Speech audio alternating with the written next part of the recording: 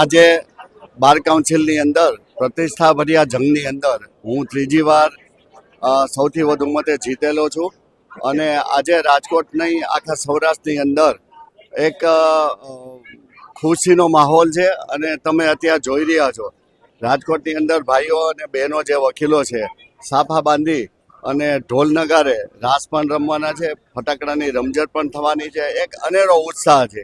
આ બાજુમાં અમારા મોરબીના પ્રમુખ છે દિલીપ અગેચડિયા, એ અને એની ટીમ પણ આવેલ છે.